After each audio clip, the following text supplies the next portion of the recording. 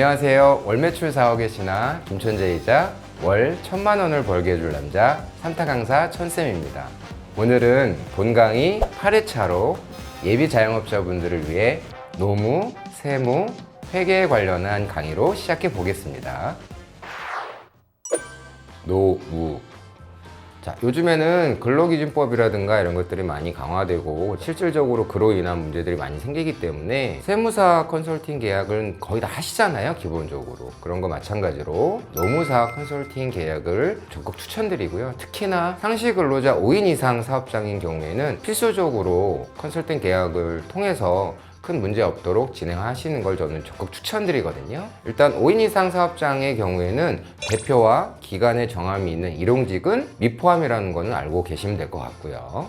5인 이상 사업장과 5인 미만 사업장 근로기준법에 관련돼서 나눠서 정리를 좀 해드릴 건데요. 5인 미만 사업장의 경우 미적용되는 부분과 적용되는 부분이 있는데 5인 이상 사업장에는 모든 게 적용이 된다고 보시면 되는 거고요.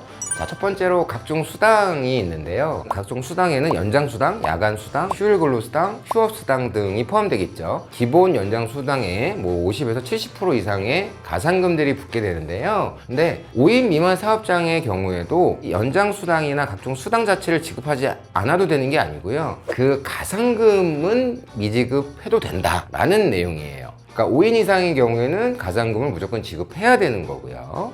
자, 다음 이제 연차인데요. 일단 기본적으로 예전에는 이제 월차라고 얘기도 하고 그다음 학예휴가도 별도로 있었고 그런 시절이 있었는데 지금은 월차나 학예휴가, 경조휴가 이런 것들은요 다 연차라는 거에 통합으로 정리가 돼서 포함되어 있다는 거 알고 계시면 될 것 같고요. 일단 연차는 1년 차에는 11개, 2, 3년 차에는 15개, 4년 차부터는 2년에 한 번씩 한 개가 늘어나는 거거든요. 그러니까 4년 차, 5년 차는 16개가 되고 6년 차, 7년 차는 또 17개 이렇게 늘어나는 거다라는 거 알고 계시면 될 것 같습니다. 5인 미만 사업장의 경우는 근데 연차 지급을 안 해도 된다는 거 알고 계시면 될 것 같고요. 자, 그리고 생리휴가가 있는데요. 생리휴가는 원래 월 1회 무급휴가로 진행되는 거죠. 그런데 5인 미만 사업장의 경우는 이게 적용이 안 된다는 거 알고 계시면 될 것 같습니다. 지금부터는 5인 미만 사업장일 경우에도 반드시 적용해야 되는 내용들을 좀 살펴보겠습니다. 첫 번째로 근로계약서 작성은 반드시 하셔야 되고요. 작성 기한은 근로기준법상에 명시되어 있지는 않아요. 언제까지 꼭 해야 된다 이런 건 없는데 이 작성 시에는 500만 원 이하의 벌금에 처해질 수 있으니 근로계약서는 반드시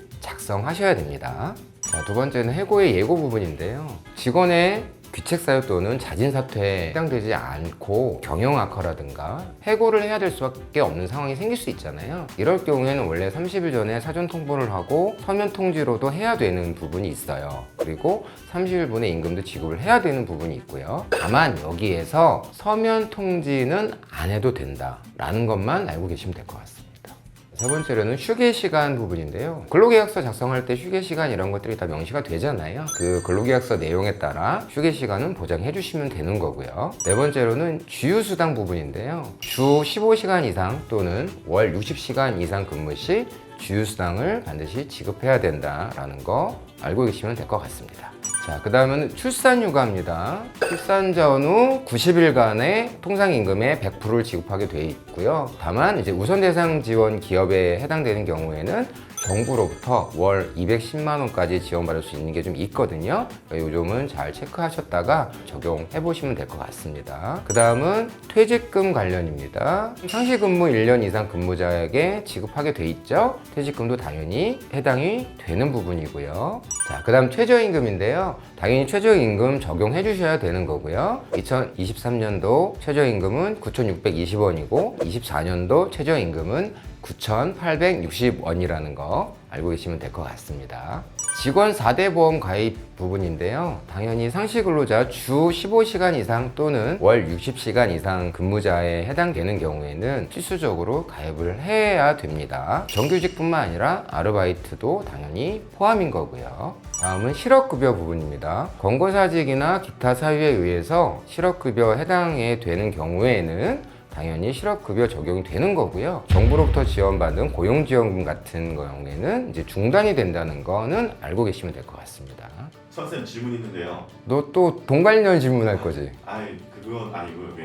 자진 퇴사자인데 실업급여 받게 해달라는 직원이 있었나요? 그 돈 관련된 거 맞잖아. 자진 사퇴의 경우에도 일부 해당되는 부분이 당연히 법적으로 있어. 지금 너의 질문은 그거지. 안 되는데 좀 실업급여 좀 받게 해달라. 뭐 이런 얘기잖아. 네. 그건 다 떠나서 절대 하면 안 돼. 일단 부정수급이고 대표자 같은 경우에는 5년 이하의 징역 또는 5천만 원 이하의 벌금 때려 맞아. 혹시라도 그런 요청이 올 수도 있잖아. 뭐 친하면. 근데 절대 그거는 안 돼.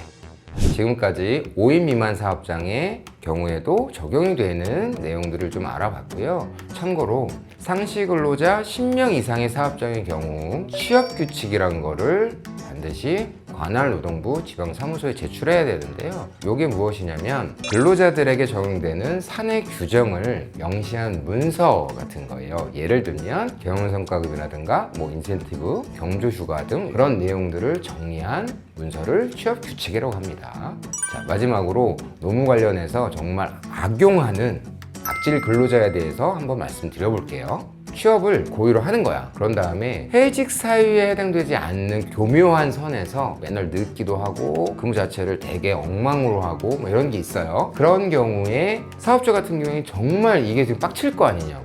그러다가 열받아서 그냥 해고를 해버리는 거지, 그냥 일방적으로. 그러고 나서 아싸 이러면서 고용안전사태에 신고를 하는 거야. 그렇게 되면은 이제 추가 급여를 막 줘야 되거든. 그러니까 일한 것만 주는 게 아니라 해고를 당해버렸잖아. 30일 이상의 급여를 받아야 되고 또는 합의를 또 요청하는 경우도 있고 많진 않지만 진짜 악질 근로자가 있다는 거 잘 유념해서 대처를 하셔야 됩니다.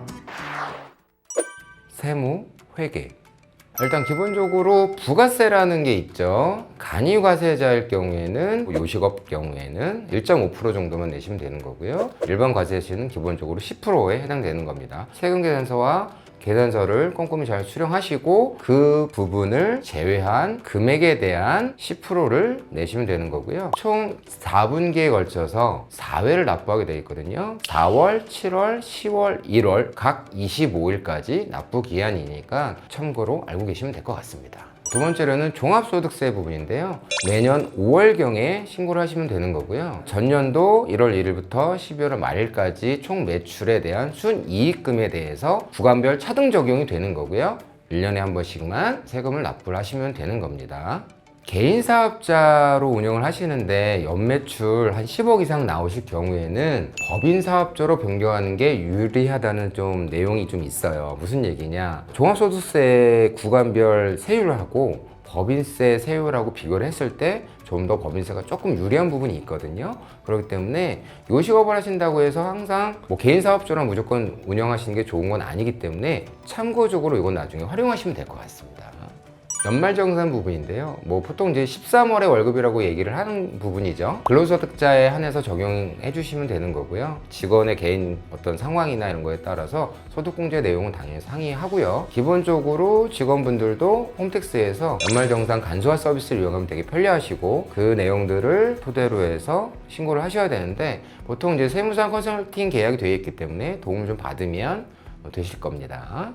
자, 세무회계에 관련돼서 우리가 그런 얘기 많이 하잖아요. 합법적 절세 방안. 몇 가지 그냥 간단한 팁을 좀 드리자면 첫 번째로는 당연히 세금계산서라든가 계산서, 발행이나 현금이라든가 이런 지출 증빙할 수 있는 것들 체크를 잘 하셔야 되는 게 첫 번째입니다. 자, 두 번째로는 뭐 기부금이라든가 노란우선공제에 가입을 하셨다면 소득공제를 받으실 수 있는 부분들이 있으니까 그런 부분도 잘 체크를 하셔야 되고요. 법인의 경우에는 대표자 배당금으로 가져올 수 있는 부분들이 좀 있는데 이런 것들은 세무사랑 꼼꼼하게 상의를 잘 하셔야 될 것 같고요. 자, 마지막으로 팁을 드리자면 기본적으로 세무사랑 좀 친해지는 게 좋아요. 그분들이랑 뭐 가능하다면 인간적으로 친해지면서 소주 한잔 마시면 상당히 도움이 됩니다. 왜냐하면 세법도 계속 바뀌는 게 있고요. 관련 회사들이 그렇게 많고 하기 때문에 일일이 다 신경 못 써주는 게 있거든요. 그리고 컨설팅 계약 내용들이 있잖아요. 그거에 따라서 이 절세를 도와준다라는 거 항목이 들어가 있지 않아요. 인간적으로 좀 친해지고 그러면 아무래도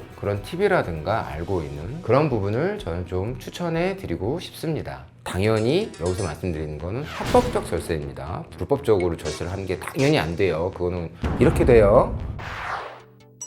모르는 게 약이다, 아는 게 힘이다. 오늘의 또 제가 드리고 싶은 결론적인 얘기는 모르는 게 약이다와 아는 게 힘이다라는 말이 있잖아요. 제가 봤을 때 모르는 게 약이다는 1990년대 이전까지는 모르는 게 약이다가 승리하던 시절이 있었어요. 왜냐? 인터넷이라는 게 생기기 전이었고 그 당시에는 당연히 뭘 모른다고 해서 크게 불편한 시대가 아니었거든요. 그렇기 때문에 모르는 게 약에다가 이기는 시대다 라고 저는 생각을 합니다.